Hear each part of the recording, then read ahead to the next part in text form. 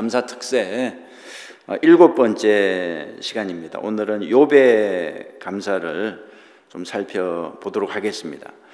감사는 단계가 있습니다. 1단계, 2단계, 3단계 단계가 있는데 1단계 감사는 조건부 if의 감사라고 할 수 있습니다. 만약에 하나님께서 이런 복을 주시면 감사를 하겠다는 거죠.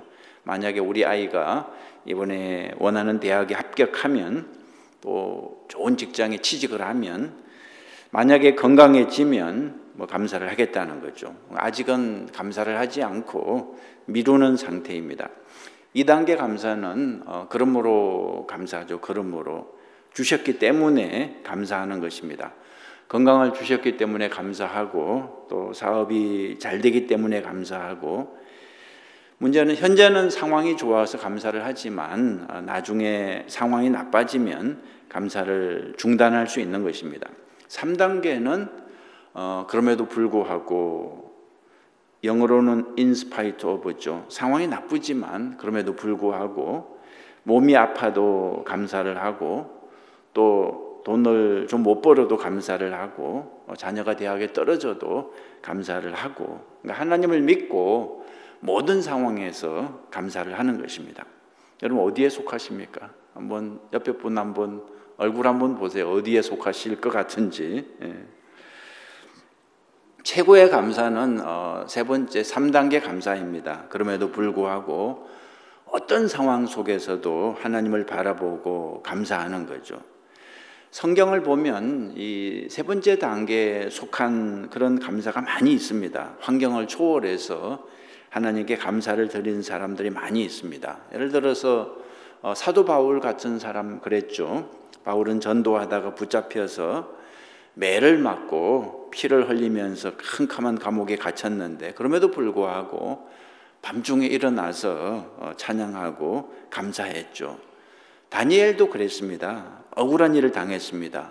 기도한다는 이유로, 하나님께 기도한다는 이유로 사자굴에 던져졌죠. 그럼에도 불구하고 감사의 기도를 드렸습니다. 오늘 우리가 살펴볼 욥도 그렇습니다. 이 세상에 욥처럼 고난을 많이 당한 사람도 없을 것입니다.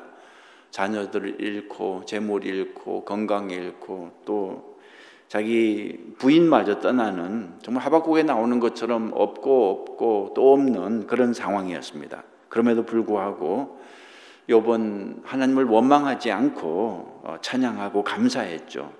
자, 오늘 욥에 대해서 좀 자세히 알아보겠습니다. 빈칸 한번 채워보시죠. 자, 욥은 무엇이면서 동시에 무엇한 사람이었습니다. 욥은 부자이면서 경건한 사람이었습니다. 이게 참 쉽지 않습니다. 부자이면서 동시에 경건하기는 쉽지 않습니다. 좀 없을 때는 경건해 보였는데 재물이 생기니까 사람이 달라지는 그런 경우가 많죠. 재물이 많으면 유혹이 많습니다. 돈이 사람을 타락시키죠. 그래서 부자들이 경건한 생활을 하는 것은 참 어렵습니다. 오죽했으면 예수님께서 부자가 천국에 들어가는 게 참으로 어렵다고, 약대가 바늘구멍을 들어가는 것만큼 어렵다고 그렇게까지 말씀을 하셨겠습니까? 그런데 욥은 부자이면서 동시에 경건했다는 거죠. 1장 1절을 보면, 욥기 1장 1절을 보면, 우스 땅에 욥이라 불리는 사람이 있었는데 그 사람은 온전하고 정직하여 하나님을 경외하며 악에서 떠난 자더라 그랬습니다. 여기 보면 욥에 대해서 설명하는 세 단어가 나오죠. 첫째, 온전했다. 둘째, 정직했다. 셋째, 하나님을 경외했다. 온전, 정직, 경외. 참 이 정도 성품을 가진 사람은 거의 없습니다. 그리고 욥은 엄청난 부자였습니다. 3절을 보시면 그의 소유물은, 재산은 양이 7,000마리요, 낙타가 3,000마리요, 소가 500결이요, 암나귀가 500마리며 종도 많이 있었으니 이 사람은 동방 사람 중에 가장 훌륭한 자라. 양이 70마리만 있어도 많은 건데 7,000마리가 있다 그랬습니다. 낙타는 3,000마리, 소는 500결이, 암낙이 500마리. 여러분 이걸 감이 안 오시겠지만 요즘식으로 얘기하면 거의 재벌 수준입니다. 뿐만 아니라 2절을 보면 아들 7, 딸 3으로 자녀가 10명이었습니다. 10명의 자녀를 믿음으로 잘 양육했습니다. 5절을 한번 보시면 5절 그들이 차례대로 잔치를 끝내면 욥이 그들을 불러다가 성결하게 하되 아침에 일어나서 그들의 명수대로 번제를 드렸으니 이는 욥이 말하기를 혹시 내 아들들이 죄를 범하여 마음으로 하나님을 욕되게 하였을까 함이라. 욥의 행위가 항상 이러하였더라. 욥이 그 자녀들을 위해 하는 행동을 한번 보세요. 성결하게 했다. 성결하게 했다. 그리고 자녀 숫자대로 명수대로 번제를 드렸다. 그러니까 자녀들을 위해서 간절하게 기도하고 예배했다는 뜻입니다. 그리고 혹시라도 자녀들이 범죄할까 봐 항상 살펴보았다고 나옵니다. 요즘 부모들 가운데 자녀들이 공부 안 한다고 야단치는 부모는 많이 있습니다. 그러나 성경을 안 읽는다고 기도를 안 한다고 야단치는 부모는 별로 많지 않습니다. 자녀가 잘 되기를 바라고 성공하기를 바라는 부모는 많이 있지만 욥처럼 자녀를 위해서 기도하고 예배하는 부모는 그렇게 많지 않습니다. 욥은 모든 부모들의 모범이 되는 사람이라고 말할 수 있는 거죠. 욥은 최고의 부자였지만 성품이 온전하고 정직하고 또 하나님을 경외하는 사람이었습니다. 그리고 자녀들까지도 믿음으로 잘 양육하는 사람이었습니다. 욥기 1장 6절을 보면 하나님이 오죽했으면 사탄 앞에서 욥을 막 자랑하실 정도였습니다. 욥은 하나님이 인정하신 최고의 신앙인이었다는 것을 알 수 있습니다. 그런데 두 번째, 욥은 한꺼번에 4가지 엄청난 불행을 겪었습니다. 첫 번째 불행은 재산이었습니다. 하루아침에 재산을 다 잃어버렸죠. 욥이 자녀들과 음식을 먹으면서 잔치를 벌이는데 정말 안타까운 소식이 전달됐습니다. 14절 15절 보시면 사환이 욥에게 와서 아뢰되 소는 밭을 갈고 나귀는 그 곁에서 풀을 먹는데 스바 사람이 갑자기 이르러 그것들을 빼앗고 칼로 종들을 죽였나이다. 나만 홀로 피하였으므로 주인께 아뢰러 왔나이다. 욥의 종들이 농사를 짓고 있는데 떼강도가 공격해서 가축들을 다 빼앗고 종들을 죽였다는 것입니다. 그 말이 끝나기도 전에 또 다른 소식이 전달됐습니다. 16절 보시면 그가 아직 말하는 동안에 또 한 사람이 와서 아뢰되 하나님의 불이 하늘에서 떨어져서 양과 종들을 불살라 버렸나이다. 나만 홀로 피하였으므로 주인께 아뢰러 왔나이다. 이거야말로 정말 마른 하늘에 날벼락이라는 말이 딱 맞습니다. 하늘에서 불이 떨어져서 이건 번개가 친 거죠. 양과 종들이 번개를 맞아 죽었다는 것입니다. 끝이 아닙니다. 또 다른 소식이 들렸죠. 17절 그가 아직 말하는 동안에 또 한 사람이 와서 아뢰되 갈대아 사람이 새 무리를 지어 갑자기 낙타에게 달려들어 그것을 빼앗으며 칼로 종들을 죽였나이다. 나만 홀로 피하였으므로 주인께 아뢰러 왔나이다. 갈대아 강도들이 가장 소중한 재산 낙타 3,000마리를 빼앗고 종들을 죽였다는 거죠. 이렇게 해서 욥은 재산을 다 잃어버렸습니다. 눈 깜빡할 사이에 그 많은 재물을 재벌 수준이었는데 다 잃어버리고 빈털터리 신세가 된 거죠. 첫 번째 불행은 재산이었고 두 번째 불행은 그것보다 더 큰 불행이었습니다. 무엇입니까? 자녀들이었습니다. 18절 19절 보시면 그가 아직 말하는 동안에 또 한 사람이 와서 아뢰되 주인의 자녀들이 그들의 맏아들의 집에서 음식을 먹으며 포도주를 마시는데 거친 들에서 큰 바람이 와서 집 내 모퉁이를 치매 그 청년들 위에 무너짐으로 그들이 죽었나이다. 나만 홀로 피하였으므로 주인께 아뢰러 왔나이다. 자녀들이 큰아들 집에 다 모여서 잔치를 벌이는데 갑자기 요즘식으로 얘기하면 토네이도 바람이 불어서 자녀들이 다 그 집이 무너지는 거기에 깔려서 죽었다는 것입니다. 참 부모들이 다 자녀를 사랑하지만 욥은 특히 그랬습니다. 자녀들 하나하나를 놓고 기도하고 번제를 드릴 정도로 자녀들을 사랑했습니다. 혹시라도 자녀들이 하나님께 범죄할까 봐 염려하고 기도했던 사람입니다. 그런데 그렇게 사랑하고 아끼던 자녀들이 10명이 한꺼번에 죽었다는 거죠. 이것은 재산을 잃은 충격보다 100배나 더 큰 충격이었습니다. 이게 두 번째 불행이었고 끝나지 않았습니다. 세 번째 불행이 있었습니다. 세 번째 불행은 무엇입니까? 건강이었습니다. 2장에 보면 몸에 병이 생겼어요. 온 몸에 종기가 생겨서 질그릇 조각을 가져다가 온 몸을 긁을 정도로 고통스러웠습니다. 이게 끝이 아닙니다. 또 다른 불행이 있었습니다. 네 번째 불행은 아내였습니다.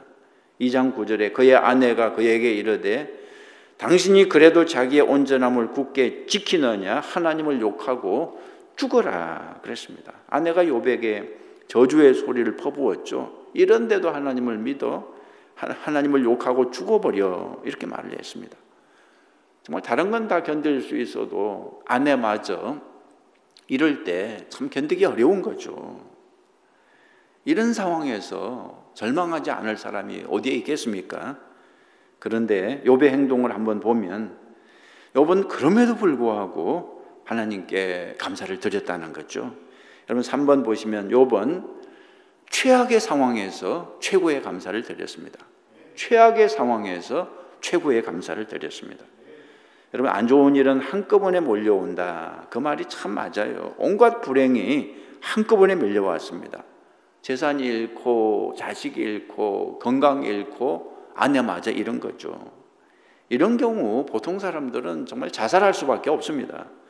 그런데 욥은 어떻게 했습니까? 빈칸 한번 채워보시죠. 1번 보시면 불행을 당했을 때 욥이 첫 번째로 한 것은 예배였습니다. 참 놀라운 일이죠. 불행을 당했을 때 욥이 첫 번째로 한 일이 예배였습니다. 20절 보시면 같이 한번 읽어보죠.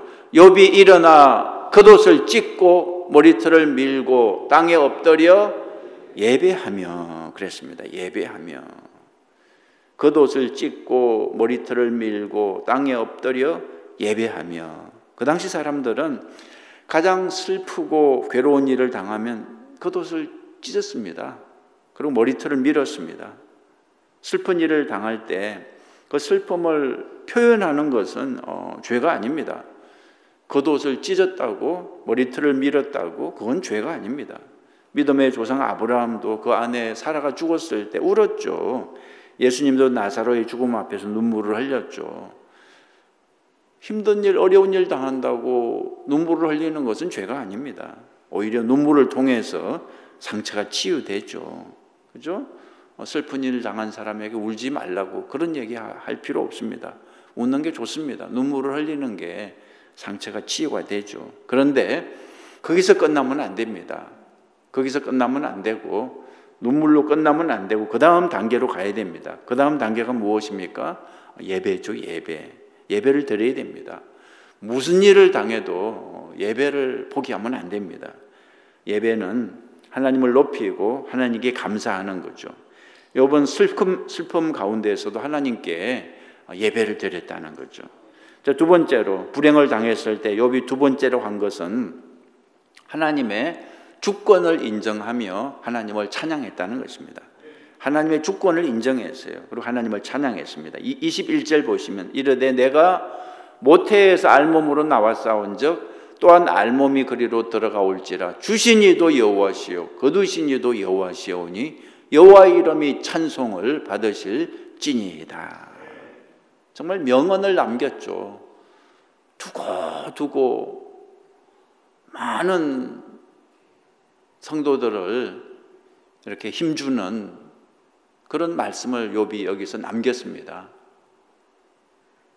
주신 이도 여호와시요 거두신 이도 여호와시오니 여호와의 이름이 찬송을 받으실 지니이다 그랬습니다. 욥은 인생의 핵심을 알고 있었습니다. 인생의 핵심이 무엇이냐 그러면 알몸입니다. 알몸으로 왔다가 알몸으로 가는 거죠. 적신으로 왔다가 적신으로 돌아가는 거죠. 임종하실 날이 임박하신 분들 이렇게 가서 예배를 드리면 정말 아무것도 없습니다. 아무리 뭐 부자 재벌이라 그래도 마지막에 보면 거의 알몸 단계입니다. 아무것도 없어요, 몸에. 욥은 이 진리를 알았기 때문에 그 많은 것을 다 잃어버렸지만 담담했습니다. 주신 이도 여호와시요 거두어 가신 이도 여호와시다. 어차피 나는 빈손이었는데, 어차피 알몸이었는데, 그죠? 잃어버린 것을 내 것이라고 생각하지 않았습니다. 원래 하나님의 것이고 하나님의 거두어 갔다는 거죠. 재물도 자식도 건강도 아내도 다 하나님의 것이라고 생각했습니다. 하나님이 주인이시다. 주인이 뜻대로 하는 거지. 그래서 주인이신 하나님의 이름을 계속해서 변함없이 찬양할 수 있었습니다. 여러분, 살다 보면 낮과 밤이 있습니다. 그죠? 낮과 밤이 있습니다. 우리 인생에는 낮과 밤이 있습니다. 낮을 주신 분도 하나님이시고 밤을 주신 분도 하나님이시고, 그런 낮은 낮대로 밤은 밤대로 의미가 있는 것입니다. 다 가치가 있는 것입니다. 우리는 낮에도 하나님을 찬양해야 되지만 밤에도 하나님을 찬양해야 되는 거죠. 낮에 찬양하는 것은 누구나 할 수 있습니다. 근데 밤에 찬양하는 것은 아무나 못하는 거죠. 여러분, 밤에 찬양하기 위해서는 믿음이 있어야 됩니다. 믿음의 힘으로 밤에 찬양하는 거죠. 하나님을 정말 믿는 사람은 밤에도, 인생의 밤에도 하나님을 찬양할 수 있는 거죠. 사도 바울이 밤에 일어나서 그 깊은 지하 감옥에서 밤중에 일어나서 하나님을 찬양한 것처럼 욥도 인생의 밤중에 하나님을 찬양했습니다. 자, 세 번째로, 불행을 당했을 때 욥이 세 번째로 한 것은 하나님을 절대로 원망하지 않았습니다. 원망하지 않았습니다. 22절에 이 모든 일에 욥이 범죄하지 아니하고 하나님을 향하여 원망하지 아니하니라 그랬습니다. 불평은 우리의 본능입니다. 우리는 불평이 자동적입니다. 그냥 가만히 있으면 불평이 나와요. 그래서 불평을 하지 않는 것은 참 어려운 일입니다. 더군다나 그런 일을 당하고도 불평을 하지 않는 것은 참으로 어려운 일입니다. 그런데 욥은 믿음을 발휘해서 그런 일을 당했음에도 불구하고 불평하지 않았다는 거예요. 입술로 범죄하지 않았습니다. 2장 10절 보시면 욥이 입술로 범죄하지 아니하니라 그랬습니다. 욥의 아내는 입술로 범죄했습니다. 욥은 입술로 범죄하지 않았습니다. 우리는 너무 쉽게 입술로 범죄해요. 너무 쉽게 원망하고 불평하죠. 그런데 욥은 인생의 밤을 만났지만 누구를 향해서도 원망하지 않았습니다. 이렇게 했기 때문에 욥은 하나님께 인정받고 나중에 2배로 갑절로 다시 하나님의 축복을 받았죠. 자, 말씀을 마칩니다. 여러분, 이번 감사절에 욥의 감사를 배울 수 있기를 바랍니다. 최악의 상황에서 최고의 감사를 드린 욥을 본받기 원합니다. 우리 인생에 남만 있으면 좋을 것 같지만 그렇지 않습니다. 밤도 필요합니다. 밤도 필요합니다. 하나님이 어련히 알아서 우리에게 밤도 허락을 하시는 거죠. 밤중에. 그럼에도 불구하고 하나님께 감사를 올려드리는 믿음의 사람들이 다 되시기를 주님의 이름으로 축원합니다.